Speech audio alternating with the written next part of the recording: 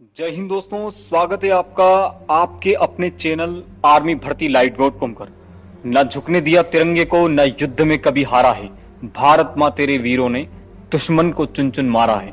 किसी भी देश के लिए उसकी सेना सबसे बड़ी ताकत होती है। भारत के एक तरफ पाकिस्तान का बॉर्डर है तो दूसरी तरफ चीन की सरहद है।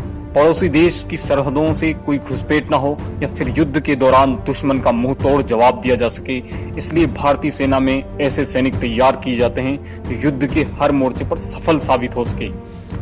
इन सैनिकों में गोरखा सैनिकों का स्थान सबसे ऊपर माना जाता है। भारत के थल सेना अध्यक्ष सेम मानेकशॉ ने कहा था कि अगर कोई आदमी ये कहता है कि उसे मौत से डर नहीं लगता, या तो वह गोरखा है या फिर वह झूठ बोल रहा है।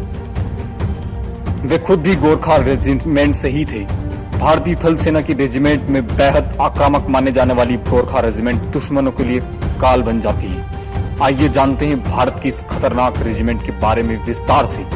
और इसी तरह की वीडियो को देखते रहने के लिए सब्सक्राइब करें आर्मी भर्ती लाइव.com को। मौत से डरने वाले आपको कहीं मिलेंगे, परंतु कुछ लोगों से मौत भी कांपती है। ये लड़ते हैं आखिरी गोली तक, और अगर गोलियां खत्म हो जाती हैं तो लड़ते हैं हाथ पांव से, और अगर इनके हाथ पांव भी टूट जाते हैं तो यह लड़ते हैं अपने ही भूत से। ये जितने विनम्र होते हैं उतने ही खतरनाक होते हैं। इनकी बहादुरी से अंग्रेज इतने प्रभावित थे कि वे जाते वक्त गोरखा की एक टुकड़ी अपने साथ ले गई। गोरखा हेडक्वार्टर में लिखी एक पंक्ति का सीधा अर्थ यह निकलता है कि कायरता की जिंदगी जीने से बेहतर है मरना। गोरखा रेजिमेंट की शुरुआत 1815 में हुई। इस दौरान यह रेजिमेंट ब्रिटिश इंडियन आर्मी का हिस्सा थी। बाद में जब भारतीय थल सेना वजूद में आई तो इसका नाम गोरखा रेजिमेंट रखा गया। युद्ध में अपनी बहादुरी और आक्रामकता के लिए पहचाने जाने वाले गोरखा भारतीय सेना के सबसे बेहतरीन सैनिकों में से एक माने जाते हैं। अपनी निडरता के चलते इस रेजिमेंट को भारतीय सेना द्वारा कई महत्वपूर्ण पदक और सम्मानों से नवाजा जा चुका है। हर देश की सेना के लिए यह जरूरी होता है कि उसके सैनिक बेखौफ होकर लड़े, ताकि दुश्मन के हर नापाक मंसूबों पर पानी फेरा जा सके। गोरखा रेजिमेंट के सिपाहियों को इसमें अव्वल माना जाता है। आपको बता दें कि भारतीय सेना में हर रेजिमेंट की एक खास पहचान होती है। जैसे कुमाऊं रेजिमेंट की पहचान शेर के सिंबल से होती है, टोगरा रेजिमेंट की पहचान चीते से होती है, ठीक वैसे ही गोरखा रेजिमेंट की पहचान 12 इंच लंबी और मुड़ी हुई खुकरी से होती है। यह खुकरी का सिंबल अधिकारी से लेकर सिपाही तक के वर्दी के कंधों और सेना की टोपी पर बना होता है। इस खुकरी का इस्तेमाल सुरक्षा के लिए करता है। खुकरी एक तरफ का धारदार खंजर होता है।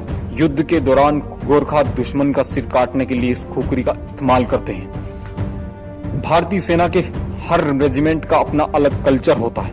गोरखा का कल्चर भी इससे जुदा है। यह उन्हें अंदर से मजबूत बनाता है।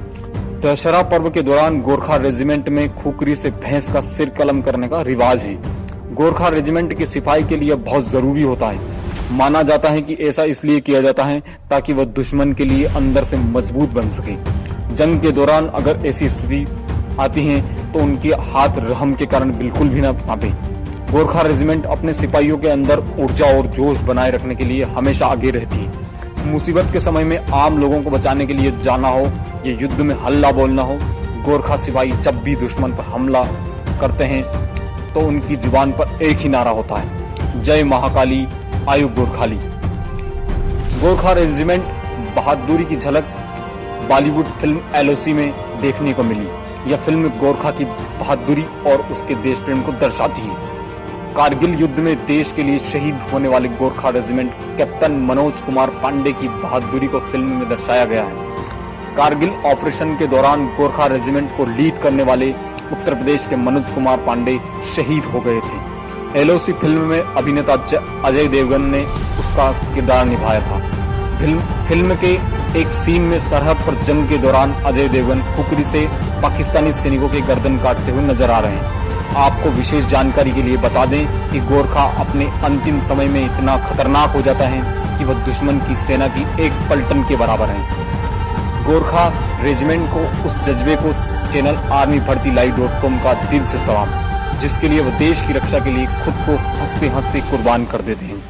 इसी सीरीज में हम अगले वीडियो में बात करेंगे